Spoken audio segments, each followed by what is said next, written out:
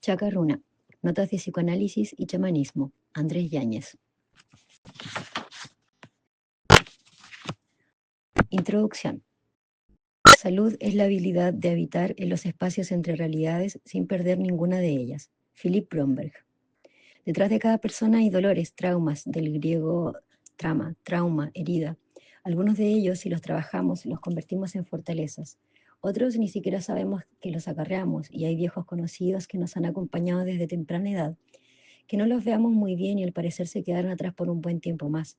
Hay quienes se detienen a revisar las huellas que dejaron en nuestra vida y quienes en mayor o menor medida los invisibilizan de varios modos. En mi caso, la necesidad y el deseo de entender y comprender el comportamiento de las personas me llevaron a conocer dos mundos diferentes y aparentemente opuestos, como el chamanismo y el psicoanálisis. Las siguientes notas son el resultado de mis investigaciones en torno al psicoanálisis contemporáneo y el chamanismo indoamericano, y sobre todo a mi experiencia clínica y de formación continua en el ámbito académico como el curanderil. Aquí, cual chacaruna, que en quechua significa hombre puente, propongo reflexiones con el fin de tejer hilos entre la sabiduría ancestral y el conocimiento psicoanalítico contemporáneo.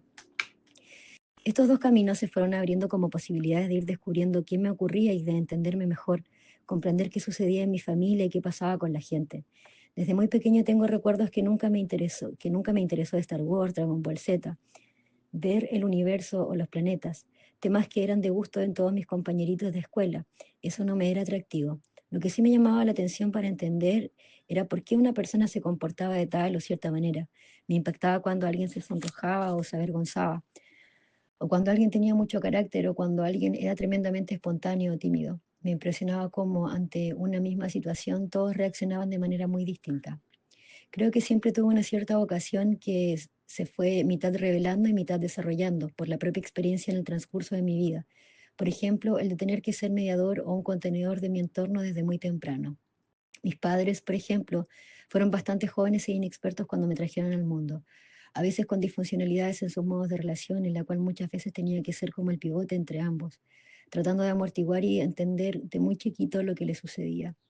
Un psicoanalista incluso llegó a interpretar y relacionar ante esto como la escisión basal en mi camino personal y profesional, aludiendo a que mi madre era el chamanismo, la madre tierra y la nutrición, la oralidad de tomar las plantas, y el psicoanálisis sería lo relacionado a mi padre, el orden, la ley, la estructura, el límite. Y que quizás este intento de unir estas disciplinas solape una necesidad infantil de unirlos a ellos. Vaya uno a saber. Sí puedo recordar que mi infancia tuvo momentos muy difíciles en donde me sentí muy solo. Durante ciertos periodos en los que no pude vivir con mi madre, le extrañaba muchísimo. Uno de los pocos recuerdos que tengo de la infancia es haber generado involuntariamente prácticas disociativas, como por ejemplo, cuando notaba momentos de mucha tensión entre los adultos, me iba disimuladamente a la habitación, muy sigilosamente me acostaba en una cama, regulaba la respiración y empezaba a generar un estado de semitrance en el que sentía que llegaba a volar. Recuerdo que sentía vivenciar el despliegue aéreo por el techo alto de la antigua casa de mi abuela paterna, donde viví gran parte de mi infancia. Incluso recuerdo que un par de veces que extrañaba mucho a mi madre decidí ir a verla a su casa, que estaba a solo 4 cuadras de distancia. Una vez me las ingenié para esperar que mi abuelo y mi abuela se durmieran para ir a ver a mi mamá. Sabía que con solo verla, aunque estuviera dormida, mi corazón obtendría la calma que necesitaba. A eso de medianoche, mis abuelos ya dormían hace 2 horas y decidí salir muy despacio por el techo de la habitación. Mi cama estaba en un costado de la cama de ellos y tenía que pasar casi por encima para dar con la puerta. Recuerdo que delicadamente, sin hacer ruido, llegué a la pequeña ventana que estaba sobre la puerta del dormitorio y luego, trasladándome por el largo pasillo que daba hacia el patio trasero, y así por fin llegar al muro que daba hacia la calle. Ya desde ahí me desplacé por las calles maniobrando entre los cables del alumbrado público y entre los árboles, sorteando una especie de conducción aérea entre gravitación e ingravitación para no irme hacia arriba ni caer al piso. Situación que en ese momento representó un ejercicio límite extremo, pues de no poder controlar la gravitación corría el riesgo de perderme por los cielos. Y si caía al piso de la calle podía ser víctima de lamentables infortunios nocturnos en un lugar y horario para nada seguro para un niño de 5 años. Era una situación que exigía un alto nivel de destreza para lograr la hazaña de ir y venir sin complicaciones, contemplando rigurosamente todos los riesgos y detalles que estaban en juego para no cometer errores y a la vez dando un salto de fe, pues en ese momento era una aventura de vida o muerte. Todos estos procedimientos los podíamos relacionar análogamente a la actualidad. Por ejemplo, cuando hago un ritual de sanación con plantas maestras en estados modificados de la conciencia con pacientes, en donde la rigurosidad y la fe son clave para ir y venir a un estado desconocido de manera segura y confiable. Por otro lado, pienso lo complicado que hubiera sido regresar a cualquiera de las dos casas tocando el timbre a medianoche, haciendo levantar a mi abuela o a mi madre y tener que explicar lo que había ocurrido. Era realmente impensable e imposible que eso pudiera ocurrir. Ese tipo de fenómenos es algo que de momento no puedo explicar del todo, pero sí a través del recorrido que haremos en las notas propuestas en este libro divulgatorio. Podemos ir dilucidando hermenéuticas que hasta el día de hoy me parecen pertinentes y apropiadas para situaciones como esta. Otra cosa que recuerdo interesante es que con mi segundo analista pude comprender una de las primeras fobias fuertes que tuve, el temor a los globos de helio. Recuerdo que cuando me llevaban a un parque a jugar y había algún organillero vendiendo globos de helio, se me paralizaba el cuerpo, se llenaba mi musculatura de tensión, comenzaba a respirar menos y estaba siempre jugando dividido entre la distensión y una maldita calma tensa.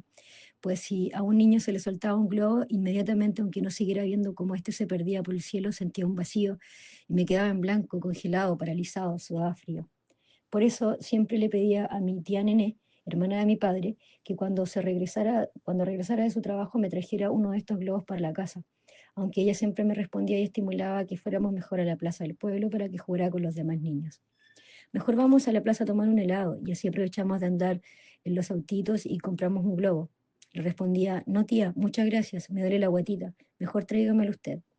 Siempre inventaba una excusa, pues claramente el miedo era enorme. Imaginaba que alguien en el trayecto podría cortar el hilo o enredarse en un cable o un árbol, o simplemente que me soltaría, ni pensarlo. Cosa que no sucedería dentro de la casa, pues si el globo se soltaba, toparía con el techo y podría bajarlo fácilmente con el hilo, o parado en una silla. Quizá por esta vivencia, que no podía definir ni explicar a nadie con palabras, comencé a realizar experimentaciones de ingeniería infantil, diseñando cajitas con distintos grados de peso y volumen, con bolitas, canicas, piezas de ajedrez, animales de un zoológico de juguete, palitos de fósforos, botones de camisa de abrigos de mi abuela, etc. El objetivo era poder tener el globo en suspensión, observar la situación controladamente, de que el globo no tocase ni el techo ni el piso, como si de algún modo quisiera representar en el juego una vivencia interna, y así poder familiarizarla, digerirla y descomprimir la intriga y angustia que esto me generaba. Las personas que han estudiado el trauma, desde Sándor Ferenczi hasta Donald Kalchet, reportan que quienes han vivido experiencias insoportables y no han tenido la capacidad de asimilarlas debidamente a la inmadurez fisiológica natural de la tierna infancia, les ocurre que una parte de ellos se sale o se va y se graba la experiencia desde afuera. Muchas personas que han sufrido abuso en su infancia y lo recuerdan en sueños o en ceremonias de plantas maestras, dicen haberse salido del cuerpo ante una experiencia psicocorporal insoportable y haber conocido mundos celestiales o demoníacos, mientras la otra parte se quedaba para sostener con los mínimos recursos vitales el cuerpo. La disociación, que es la hermana melliza del trauma, aparece como último recurso para que esta situación aplastante no termine por apagar por completo la vida de la víctima, similar a cuando las lagartijas sacrifican una mitad de su cuerpo con el fin de salvar su vida. De este modo, es muy probable que yo haya vivido experiencias extremas y mi pequeño cerebro y capacidad de mentalización no lo pudieron soportar. Una parte más profunda de mí se iba a un plano invisible donde tuve experiencias mítico-poéticas increíbles, en las que muchas veces me encontré con criaturas y seres extraordinarios. Cuando mis padres se separaron, me fui a vivir a los 12 años con mi mamá y su nueva pareja. Un año después, registrando cachureos en la bodega de la casa de mi padrastro, encontré ese homo. En griego significa he aquí el hombre. El último libro de Friedrich Nietzsche antes de volverse loco a causa de la neurosífilis. Él se muestra en este texto como cuando presentaron a Jesús en el juicio. He aquí el hombre que se hace llamar el rey de los judíos. Los títulos de los capítulos eran muy sugerentes como ¿por qué soy tan inteligente? O ¿por qué soy tan sabio? Me impactó hondamente la sensibilidad y profundidad de este hombre. Sentía que de algún modo resonaba con una sensación que silenciosamente sentía en mi interior. Y sí, me consideraba más inteligente que mis compañeros. Me sentía poseedor de ciertas destrezas y habilidades que fui desarrollando involuntariamente, tal vez porque vivía en un mundo con adultos. Era un niño que veía y vivían cosas que al parecer mis compañeros no. Ellos eran bastante más ingenuos y normales. Vivían todos acorde a su edad. El gran psicoanalista húngaro Sándor Ferenczi, el abuelo del psicoanálisis contemporáneo, en los últimos apuntes de su diario clínico, autodevela lo siguiente: nunca he sido un adulto. Quizás a partir de eso, Anna Freud, la hija de Sigmund Freud, lo denominó como el niño terrible del psicoanálisis. Ferenczi, como iremos viendo a lo largo de estas notas, es uno de los primeros autores interesados en el niño herido, que habita vivo dentro de cada adulto, preguntándose cómo trabajar con él, cómo atenderlo, cómo abordarlo. No fue raro que una de las pioneras en psicoanálisis infantil, como Melanie Klein, haya sido una de sus alumnas e incluso lo honra al comienzo de su publicación, El psicoanálisis para niños, en 1932. Ferenczi fue el primero que me indujo en el psicoanálisis, haciéndome comprender su verdadera esencia y significado, su fuerte y directa comprensión del inconsciente y del simbolismo, así como su notable rapport con la mente infantil, tuvieron una influencia duradera en mi comprensión de la psicología del niño pequeño. También me señaló mi aptitud para el análisis de niños, por cuyo progreso mostró un interés personal, alentándome a dedicarme a este campo de la terapia analítica tan poco explorada hasta entonces. Ferenczi, en el año 1931, dictó una conferencia en Viena llamada Análisis de niños con adultos. En verdad, todo ocurre como si, bajo la presión de un peligro inminente, un fragmento de nosotros mismos se clivara en forma de instancia autoperceptiva que intenta rescatarnos. Y ello tal vez desde la más temprana infancia, porque todos sabemos que los niños que han sufrido mucho moral y psíquicamente adquieren rasgos faciales de la madurez y de la sabiduría. Además, muestran una tendencia a proteger maternalmente a otros, siendo evidente que, de ese modo, extienden a esos otros los conocimientos difícilmente adquiridos por el tratamiento de su propio sufrimiento, volviéndose buenos y confiables. Pero no todos llegan tan lejos en el dominio de su propio dolor. Algunos quedan fijados a la autoobservación y a la hipocondría. Es decir, esta adultificación del niño corresponde a una reacción al traumatismo con una especie de autoclivaje narcisista, que le permite desarrollar una capacidad de comprensión empática casi mutua con los adultos. Uno de los principales motivos que postula Ferenczi para mantener este mecanismo es el amor de sus cuidadores. Así el niño adultificado sacrifica su niñez con el fin de cuidar y convertirse en el terapeuta de ellos.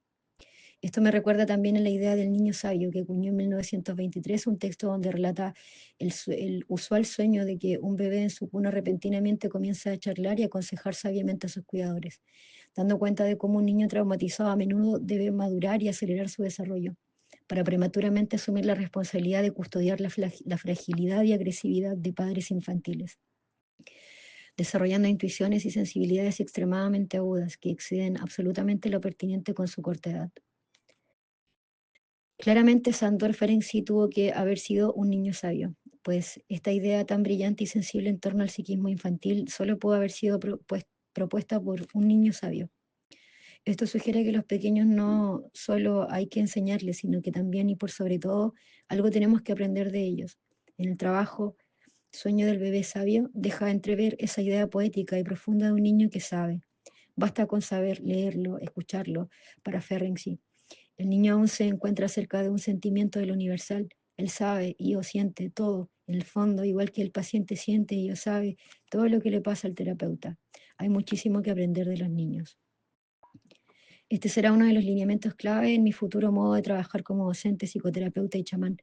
La vocación clínica y sentido terapéutico de Ferenczi, paciente niño y terapeuta cuidador, aporta la clave para toda cura. Retomando lo que mencionaba antes sobre mi infancia, Nietzsche me pareció muy profundo y leí casi todos sus libros. Después busqué a autores que hablaban de Nietzsche como Heidegger, Foucault y a otros filósofos como Kant, Kierkegaard, Sartre, Kafka, Leibniz, Spinoza, etc. Leer todas estas cosas a los 15 años, sumado a una historia de vida bastante movilizada por la sobrevivencia, me condujo a cuestionarme el sentido de todo, de la vida, la muerte, e inevitablemente me empecé a deprimir, ya que a dicho conocimiento se acopló todo mi vacío existencial de no tener referentes donde alojar estas dudas, no tener soportes que ayuden a metabolizar tal información, ni un cuerpo para integrar ni siquiera mis propias experiencias.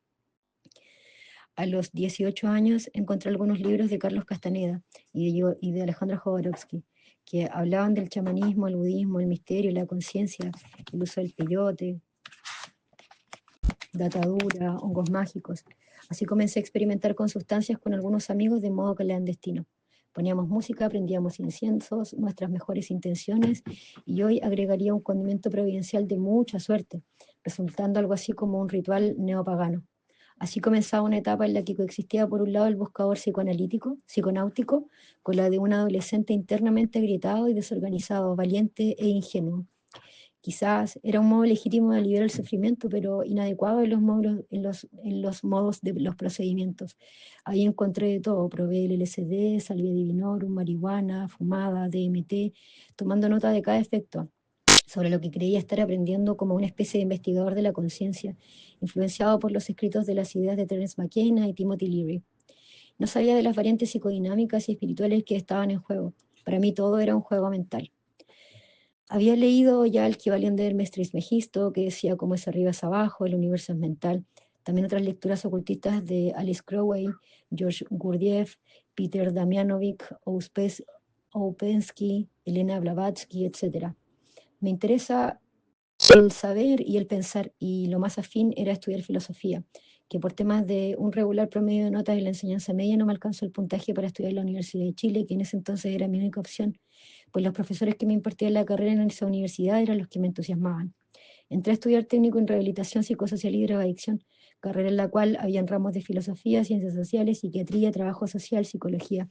Esta instancia se dictaba en el otrora Instituto Politécnico de la Universidad de Chile, alojado en la Escuela de Medicina Sur de la Universidad de Chile, a un costado del Hospital Barros Luco, en el paradero 3 de Gran Avenida. A los 20 años comencé a trabajar en comunidades terapéuticas y centros de rehabilitación de adictos. En simultáneo seguía un impulso de búsqueda. Le había escrito a Alejandro Jodorowsky y tomaba con él talleres de tarot y psicogenealogía en el Club de Providencia. Incluso participé como asistente en el Teatro Caupolicán en los famosos cabaret místicos que dictó en Chile un par de años, 2006 y 2007, donde él entregaba sus conocimientos que en su momento asimilé muy bien. Trabajaba en una clínica de adictos, haciendo turnos de 24 y 48 horas con alrededor de 20 pacientes, y en mis días libres iba a dar talleres de tarot y psicogenealogía. También asistía a ceremonias de San Pedro que se hacían en el cajón del Maipo con distintos chamanes, hombres de medicina, etc. Concurría con harta frecuencia y a veces integraba a mis pacientes particulares, algunos pacientes que ya estaban en alta de la clínica de adicciones, con la finalidad de brindarles nuevas herramientas, ya que sentía que la meta no era solo vaciarlos de la droga, sino también llenarles de sentido, de profundidad y, ¿por qué no?, de espiritualidad variable que para nada se consideraba en los centros convencionales de rehabilitación. Para reforzar herramientas en el acompañamiento terapéutico, estudié hipnosis clínica, hipnosis clásica y varias terapias complementarias. Hasta que un día un amigo me comenta que estaba en Santiago, un indígena de un pueblo de Brasil, aplicando la medicina del Cambó, y me interesó mucho conocer los efectos de la sustancia. Y él me respondió que era una medicina que generaba efectos únicos e inigualables, así que no lo dudé y fui de inmediato. Al llegar al lugar encuentro a un hombre de mediana estatura, alrededor de 1,60 m, con evidentes rasgos indígenas, que sin hablar mucho, con algunos monosílabos en portuñol, me indicó que me siente en una silla y me toma un jarro de 3 litros de agua.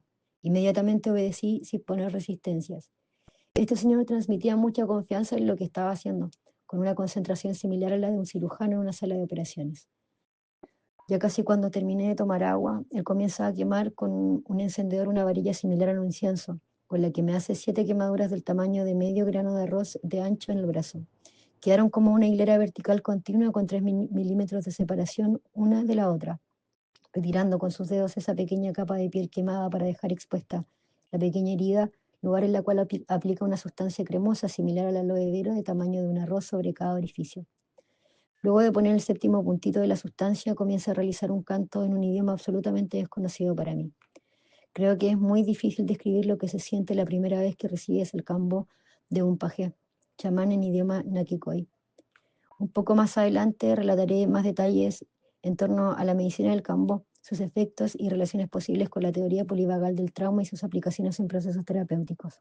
Por lo pronto, puedo decir que cambió mi vida para siempre, y sin exagerar, puedo decir que fue un antes y un después, marcando un punto de inflexión en el modo de ver y hacer las cosas, y que a la larga me tiene hoy haciendo lo que hago hasta hoy. Luego de recibir 3 días seguidos de la Sagrada Medicina del Cambó, aproveché de ir a conocer la medicina ayahuasca pocos días después que se dio la oportunidad de que un curandero visitara un pueblo cercano a Santiago. Llegó la noche del sábado y la intriga era enorme. Había leído y escuchado ya hace varios años en la ayahuasca. También había probado muchos psicodélicos, pero intuía que la ayahuasca sería un plato de fondo muy distinto y mucho más misterioso que los demás. Y así fue. Comenzó la ceremonia y el efecto de la ayahuasca no tardó en manifestarse en su máxima expresión. Se escuchaban silbidos, sopladas e ícaros del curandero, y por supuesto sus efectos en todos los participantes. A los 30 minutos percibo que estábamos en un escenario distinto, ya no solo en el quincho estilo pérgola en que estábamos, sino también en un lugar mítico donde no había tiempo y espacio delimitado. Veía animales y criaturas angelicales realizando intervenciones a los asistentes. También algunos combates entre criaturas benevolentes y malévolas. Se visualizaban claramente cómo las personas salían y se movían y se movilizaban con sensaciones energéticas, bichos, serpientes negras, medusas, pulpos, sin pies, etcétera, como la intervención del curandero, sus cantos y perfumes. Sentía que lograba comprender la lógica de lo que estaba ocurriendo. Algo en mí sabía para qué eran los cantos. Era como si eso lo conociera desde siempre. Sentía en un lugar muy familiar, con ninguna sensación de miedo o duda. De hecho, me dio la sensación de que no estaba aprendiendo, sino estar recordando. En esa primera sesión entendí la cirugía que se podía realizar con la ayahuasca y también lo desastroso que es ingresar al plano intermedio o mundo invisible o espiritual sin las credenciales, preparación y ritualidad adecuada. En suma, sentía que era algo que había vivido, que era un estado muy familiar esto de entrar en la dimensión invisible a los 5 sentidos, pero que se hace visible dentro de un marco ritual. Ese espacio preternatural que está entre el mundo de la creación material y el mundo creador espiritual, espacio donde interactúan fuerzas y criaturas autónomas y que además operaban con una lógica distinta a la nuestra, propiamente humana. Esa sensación la confirmé cuando empecé a ir a la selva y escuchar a los curanderos decir cosas como esta persona tiene el espíritu del alcohol, o esta persona tiene el espíritu del abuso, esta persona está en el espíritu del abandono, etcétera. Por otro lado, se actualizaban memorias implícitas de recuerdos y experiencias transicionales de cada participante, como si en el marco ritual pudieran generarse una nueva sinergia entre regresiones a estados indiferenciados de la infancia y la investida operativa del mundo intermedio sobrenatural que hablan las tradiciones espirituales. Más adelante propondré algunos puntos de relación entre estos fenómenos prerracionales y transracionales que podían converger en el espacio ritual. Fue así como interrumpo mis estudios en la carrera de psicología y trabajo en el Centro de Rehabilitación de Adictos para realizar visitas sistemáticas a curanderos y chamanes de distintas localidades latinoamericanas. En unas 25 visitas aproximadamente pude realizar dietas de iniciación, tomando entre 8 a 15 días una planta maestra no psicoactiva, como por ejemplo ojo sancha, chuchuhuasi, chirixanango, tabaco, en las cuales se me mostró que la primera iniciación fueron las experiencias traumáticas infantiles, en cuales ya había aprendido vivencialmente las maniobras y modalidades para salirme del cuerpo, sin dejar cordura, desarrollando una especie de visión bifocal, pudiendo estar aquí y allá a la vez. En otra dieta puede ver que la segunda experiencia iniciática fue conocer las drogas psicoactivas sin un marco ritual adecuado, es decir, desacralizadamente, sin contexto adecuado, sin preparación adecuada, sin guía, sin dosis adecuada, sin integración. Dicho de otro modo, el haber conocido de manera directa cómo no tenía que ser realizado un trabajo correcto con estas sustancias, terapéuticamente hablando. Recuerdo que en una sesión de ayahuasca quise pedirle perdón por haber fumado DMT, es decir, uno de sus componentes activos, pero amputada del modo tradicional, pues consiste en una extracción manipulada de uno de sus componentes y consumida por vía fumada, no ritualizada ni ingerida por la vía líquida como promueve la tradición curanderil. Ingresé a esa sesión con esa finalidad, de pedir perdón por la transgresión y violación al sagrado espíritu de la ayahuasca, con mucha culpa, imaginándome lo peor. Por ejemplo, que la ayahuasca me iba a castigar metiéndome en laberintos eternos y tortuosos, haciéndome vomitar hasta las tripas, o que me iba a dar un efecto desbordante y eterno. Una vez comenzado el ritual, el curandero me convida a la planta y en cosa de minutos siento la voz que me dice: tranquilo, hijo, te llevé a conocer esos lugares y modos justamente para mostrarte que así no era. Y mira, esta es la forma, con preparación, ordenada, con un curandero, con cuidado y respeto. Tenías que conocer la oscuridad, entenderla, porque vamos a empezar desde ahora a trabajar en ella, no para ella, sino en ella. A lo que respondí: muchas gracias, madre, pero en realidad trabajar con esto para otras personas no me gusta. Son cosas muy complejas. No creo estar preparado. No es algo que me guste. Y la voz respondió, bueno, hijo, hay cosas que a uno no le gustan, pero las tiene que hacer. Para eso se ha entregado unas cualidades y una preparación en toda tu vida. Con el tiempo he ido asimilando y comprendiendo esto, y que quizá sí fue un entrenamiento basal el poder salirme del cuerpo desde tan pequeño y que el trauma puede ser también una posibilidad de entender lo que decían los antiguos. Los chamanes se formaban por una enfermedad grave o porque les caía un rayo y quedaban un par de años a veces en estado de coma, por decirlo en términos médicos. Pero era esa experiencia las que brindaba paradójicamente la sabiduría, el conocimiento, el saber sanar. Por tanto, si la experiencia traumática se va llevando bien, puede ser una guía de iniciación. En otra ceremonia de los retiros en la selva, pido que se me muestre una dieta en una dieta a que vine al mundo. Me vi joven, con un cintillo en la cabeza, con un tambor entre las manos, cantando un ritual, curando a la gente. Pensé, esta es la respuesta. En otra vida fui curandero, pero en realidad mi pregunta era qué tenía que ser yo en este mundo. Le dije ayahuasca, así que esto fue en otra vida. No, esto es la respuesta a tu pregunta sobre qué tienes que hacer. Quedé estupefacto ante la claridad y precisión de esa respuesta y preferí no tomarlo tan en serio porque además de inmediato asumí que era una labor vocacional que no quería. En ese entonces me gustaba mucho el rock, los libros, andar en moto, una vida hasta cierto punto un poco frívola, por lo que consideraba incompatible hacer un cambio con las medicinas y menos como un hombre de medicina. Pero cada vez que iba a tomar a la selva aparecía la misma variante y hasta el día de hoy. Por eso siempre digo, cuidado con lo que preguntas porque te pueden responder y después ya no te puedes desentender y te vuelves más responsable porque deberás hacer algo con eso. Aún así, seguí muchos años acompañando a curanderos en las ceremonias, acompañando a las personas en la preparación e integración de las experiencias. Conocí varios taitas, también varios lugares diferentes, contextos en distintos países. Tuve la fortuna de que cada taita que conocí me dio su bendición, es decir, su autorización para incorporarme a su linaje, aunque internamente siempre esperaba que alguien me dijera que no, pues sabía la responsabilidad que esto conllevaba.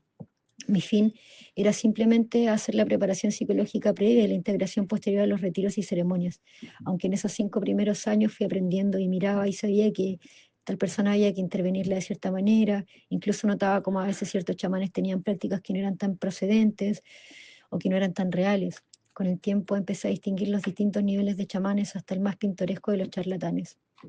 Quisiera contar un último recuerdo importante de reportar del año 2008. Creo que fue una de las experiencias más cumbre que he tenido en una ceremonia que se realizó en el Cajón del Maipo. Una vez finalizado el rito, mientras me percataba de las creencias de un buen abordaje que contempla los requerimientos adecuados para un participante tuviera una integración adecuada y no solo una ceremonia espectacular. En un momento, mientras reflexionaba sobre esto, miro unos cactus de San Pedro que había en el lugar y justo un colibrí comenzaba a danzar y picotear en una de sus flores. Y mientras contemplaba ese fenómeno externamente, internamente siento que me hace un clic adentro, como si el colibrí me hubiese picoteado a mí y mi corazón fuera la flor de ese San Pedro. Inmediatamente escucho nítidamente una voz de extrema sabiduría que dice, tú tienes que armar un espacio donde la gente reciba los cuidados necesarios que aquí no tendrá. Quedé tremendamente conmovido y por supuesto no quise compartir con nadie en ese momento lo que había vivido, justamente porque no sentía el ambiente facilitador que eventualmente podría ser acogido con sensibilidad esa experiencia. Recuerdo que me fui en un ómnibus Cajón del Maipo Puente Alto, muy conmocionado por toda la vivencia y en especial por el mensaje del colibrí. Incluso me permitía alojar las voces que se me venían a la cabeza e intentaban desmentir lo vivido, diciendo, quizás cuántos debían escuchar lo mismo. Fue solo una casualidad, fue una volada. Decidí juntarme con los chamanes y organizadores para que consideren estas situaciones, tan simples pero definitivamente determinantes de las experiencias de estados modificados de la conciencia.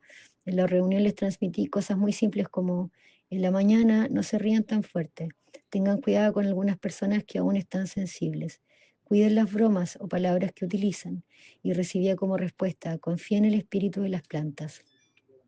Por fortuna, luego pude conocer el trabajo del centro Taquihuasi, ubicado en Tarapoto, Perú.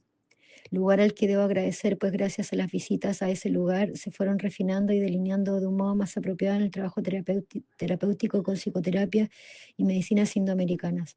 Progresivamente fui aprendiendo y delineando un trabajo que sintetizaba tantas experiencias de aprendizajes empíricos y con los conocimientos que adquiría en formaciones clínicas. Recuerdo que el séptimo año de estar trabajando en la toma de plantas se organizó una ceremonia en la cual los dos curanderos que iban a realizar no llegaron. Yo estaba con mi señora y con mi hija Julieta recién nacida, sin saber qué hacer. Los participantes habían llegado y algunos venían desde muy lejos. Me paré en la entrada donde se iba a realizar el ritual, prendí un mapacho y dije, Señor, hágase tu voluntad. Luego, sin una razón articulada por mi conciencia cognitiva, ingreso al salón y digo, bueno, hagamos la ceremonia. Mi primera ceremonia sin la asistencia de mayores. Y resultó salió bastante bien, correcta, profunda y ordenada. Empecé a trabajar así, paulatinamente solo con mi compañera más uno o dos ayudantes. De vez en cuando invitaba a algún chamán, curandero o paje originario de los lugares en donde aprendí para que hiciera sesiones conmigo. Así fui refinando aún más el aprendizaje, trabajando in situ con los curanderos, ya no como un asistente, sino como a la par de ellos. Continué visitando la selva y continuaba preguntando sobre cuál era mi vocación, como si una parte de mí se resistiera permanentemente a asumir el rol del convidador de medicinas, pero sin embargo la respuesta era siempre igual. Siempre se me volvía a indicar que tengo que seguir por este camino, hasta que el 2014 en la selva un curandero, Ronald, me hace varias ceremonias y al final de la estadía me pasa una botella de ayahuasca diciendo para que le convides y ayudes a tu familia y a tus cercanos. Atendía pacientes de manera ambulatoria en un centro de terapias complementarias, el Centro de Integración y Desarrollo Humano, que eran de un amigo. Arrendaba salas para dictar talleres y hacer asesoría privada. En dicho centro se me ofreció hacer clases del árbol genealógico y técnicas terapéuticas, así como también el atender a pacientes por adicciones. Lo llevaba a tomar plantas donde curanderos que venían de Chile. Al poco tiempo se empezó a congregar grupos en personas que querían que les enseñara, les capacitara en este puente entre los dos mundos. Diseñé algunos talleres y cursos, así como un diplomado en psicología transpersonal.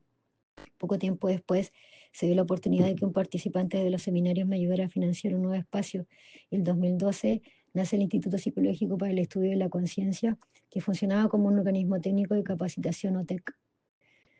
Y en paralelo nos agrupamos con otros colegas organizando actividades bajo el nombre de Huachuma Chile, que finalmente en el 2015 terminó denominándose Centro Sabia Tierra. El 2015 tuvimos la oportunidad de recibir una estadía del curandero de la tribu catuquina llamado Paje Cacú. Estuvo viviendo un tiempo con nosotros, periodo en el cual me aplicó la medicina del cambo todos los días. También realizamos varias ceremonias de ayahuasca y en la última sesión me entregó el collar de Paje diciendo, Andrés, usé un payé, consagrando así una segunda bendición, que en términos tradicionales sería equivalente a una consagración y una autorización para el trabajo como curandero.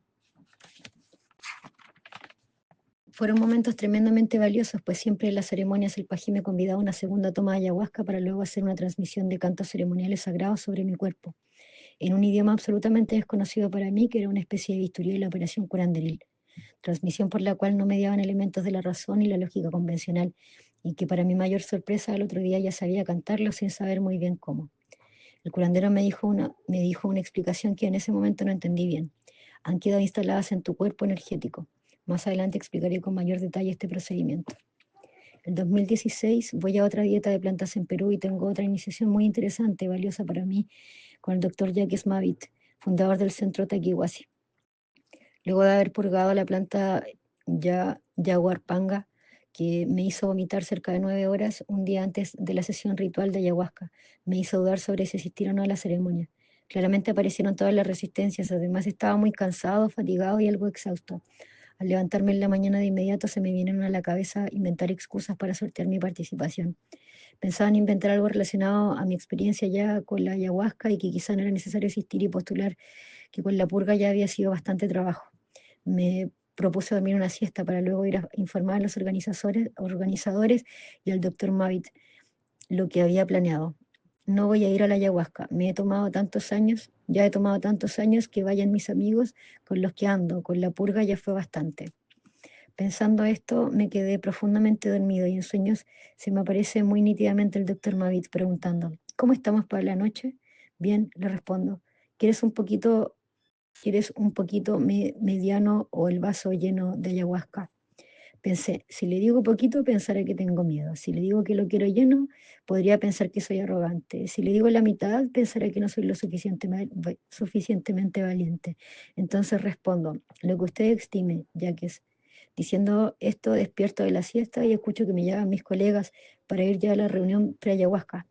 Me levanto de inmediato y sentí una convicción de que en el sueño me intervino el curandero y que era claramente una indicación de que debía asistir a la ceremonia aunque tuviera resistencias. Llegó el momento del comienzo de la ceremonia. En la sesión participaban 11 pacientes del centro, además de algunos extranjeros. Fue una ceremonia muy fuerte en La Maloca, lugar donde se realizan las ceremonias. Estaba sacudiéndose como si estuviéramos en un parque de diversiones. Había como nunca una oscuridad que con los ojos cerrados y abiertos no había diferencia. Solo me concentré en escuchar los cantos y estar consciente de mi cuerpo y respiración. Después de la segunda toma ya estaba sintiendo bastante los efectos, mareado, como se le dice a este suceso en la Amazonía. Cuando de repente y a lo lejos, de manera muy sucinta y recóndita, escucho mi nombre, que al emerger del fondo del oscuro salón empieza a rebotar en infinitos ecos por todos lados, sin que pudiera reconocer ni entender por algunos instantes a qué se refería, que se refería a un llamado del curandero en el plano físico. Recuerdo que a la tercera vez que percibo el emerger del sonido, Andrés, me di cuenta que me estaban llamando desde el altar unos curanderos. Pues inmediatamente escucho en voz baja la orden, Andrés, acércate acá por favor.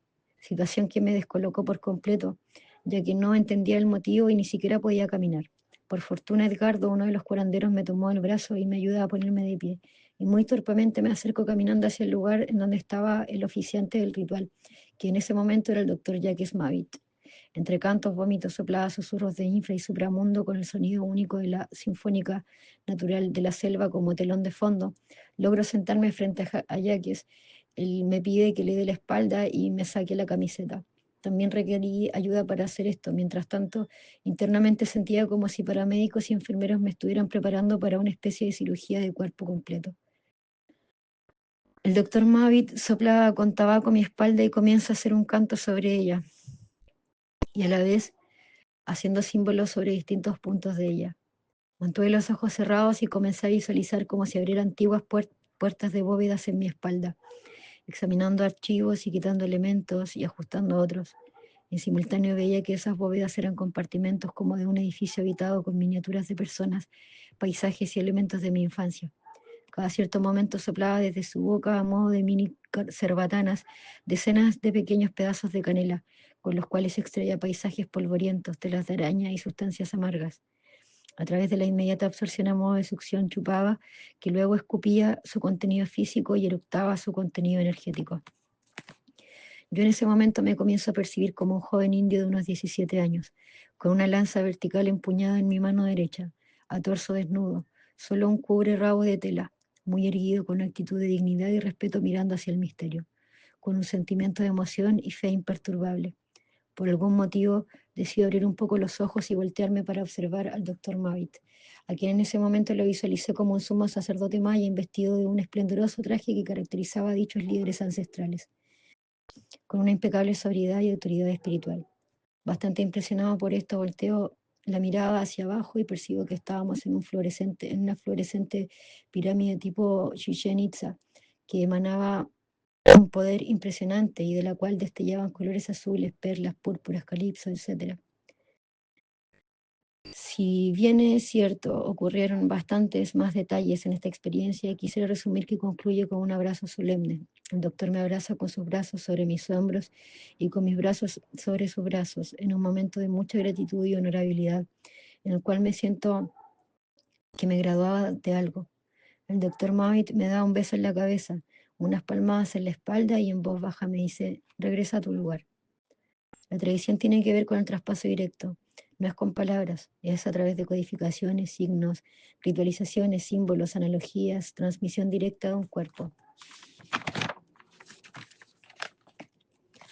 cuerpo sobre el otro, en el cual se permea una transmisión alquímica, donde no solo es la investidura de cuerpo a cuerpo, sino de informaciones, conocimiento, linaje.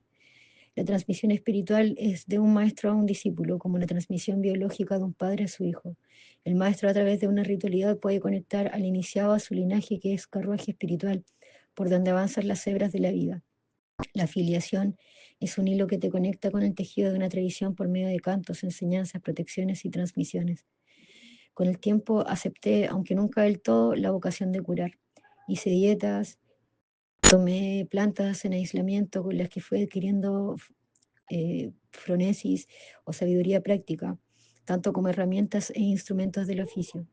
Tal como un maestro albañil que repara y que primero adquiere una pequeña caja de herramientas con un alicate, un martillo y un atornillador, en las dietas sucesivas fue tomando cinceles, tijeras, pinzas, cantos, símbolos y por sobre todo prudencia e intuición.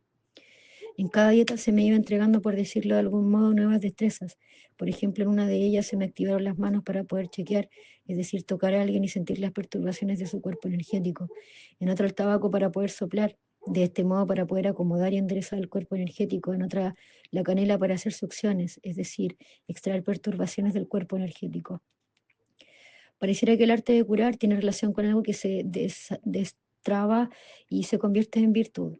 Si pensamos en el sistema iniciático de los curanderos tradicionales, se dice que estos fueron tocados por un rayo, que son los hijos del rayo, considerándose así como uno de los modos más sagrados o elevados de iniciación. Es decir, un accidente traumático que simultáneamente opera como un llamado de iniciación. Es un proceso ambivalente, ya que tiende a tener dos dimensiones distintas que se interrelacionan en apariencia de manera contradictoria, pero incongruencia si se mira de modo más profundo. Por ejemplo, por efectos del impacto del rayo, es que el futuro iniciado recibe revelaciones en sus sueños y visiones que develan información sutil y concreta sobre acontecimientos del pasado y el devenir. Como consecuencia de estas visiones e inspiraciones, el iniciado futuro curandero recibe información precisa sobre cómo curar y cómo sanar a su comunidad, cómo y cuándo trabajar con plantas, cantos, oraciones, etc.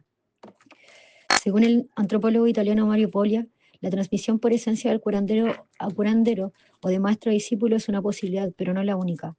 Postula que podría incluso ser un mito idealizado, al de la iniciación que pasa por un alumno avanzado o al hijo mayor, pues en los casos que ha sido así, el hijo o iniciado debería demostrar que tiene el don y también someterse al entrenamiento para perfeccionarlo. Es más, según sus reportes, muchos de los curanderos dan cuenta que el don no se aprende ni se transmite, sino que se tiene o no. Polia asevera que el Mishao o Mishau es la persona que tiene el carisma de trabajar con los efectos de las plantas maestras, en particular el cactus San Pedro o Guachuma. Y en este concepto hace referencia a la persona que tiene predisposición innata para hacerlo, es decir, la virtud de los muyas o la visión espiritual, aludiendo a que el poder de ver y viajar por el mundo espiritual, por tanto, es el carisma particular de un curandero. La convicción popular es que la calidad, virtud o poder, el carisma de un curandero no se adquiere, sino que se hace parte de la persona desde su nacimiento. Vale decir, el maestro humillado del pueblo lo es desde su nacimiento. Según las investigaciones de este autor, el curandero sería entonces el operador carismático de su comunidad que fue elegido por Dios para cumplir esta función, debiendo realizar esa labor asignada y utilizar los dones para ayudar y curar a la gente. El destacado investigador de la historia religiosa y curanderil del norte peruano, luego de alrededor de 50 años investigando a distintos curanderos tradicionales, en su publicación Despierta, Remedio, Cuenta, Adivinos y Médicos del Ande, de 1996, sentencia lo siguiente: dos puntos. El carisma no es creado por la preparación iniciática, ni por el sueño, ni por las drogas sacramentales, ni por el prestigio personal, y tampoco puede ser transmitido. El carisma es prerrogativa de aquellas personas que, no por preparación cultural o después de haberse sometido a un largo y difícil camino iniciático, o por ser hijos o ayudantes de curanderos reconocidos y estimados, llegan a ser maestros adivinos, es decir, curanderos. El carisma es un don de Dios y del rey Inga. Se adquiere por gracia, no se compra ni se aprende. Quizá en el mundo posmoderno todo pareciese ajustarse a la oferta y demanda de las herramientas terapéuticas, reduciendo toda la técnica, que por supuesto son importantes, pero no sustancial. Todo esto podríamos considerarlo como aprendizajes acumulativos en el orden inmanente y horizontal. Por ejemplo, recuerdo que luego de reunirme varias ocasiones con un sacerdote católico, encuentros en los cuales él reportaba evidencias de curación que se daban en el Centro Sabia Tierra y del tipo de fenómenos de liberación y conversión que testimoniaban las personas que hacían procesos terapéuticos de mediana estadía. Él me sugirió concurrir donde una vidente católica que se ubicaba en una localidad en el sur de Santiago con el fin de recibir orientación y soporte de índole espiritual, comentándome que el Señor le otorga 1 o 2 videntes a cada nación. Al llegar donde esta mujer me impactó todo lo que allí viví de comienzo a fin. Ella tenía una especie de halo de santidad, es decir, lo más parecido a lo que he escuchado en persona de personas que han visto a un santo, un papa o un monje occidental. Su casa era como estar inmerso en un lugar novelesco, de perfecta armonía y paz. Cada espacio que iba recorriendo estaba más pulcro que el anterior y su hogar completo era literal un lugar donde habitaba Dios.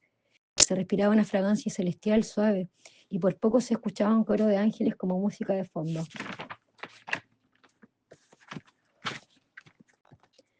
Me hizo pasar a un living precioso, con muebles de madera nativa refinada y mármol, con imágenes cristalinas en óleo sobre tela, con marcos coloniales que sinceramente respondían a un gusto y elegancia que pocas veces había visto.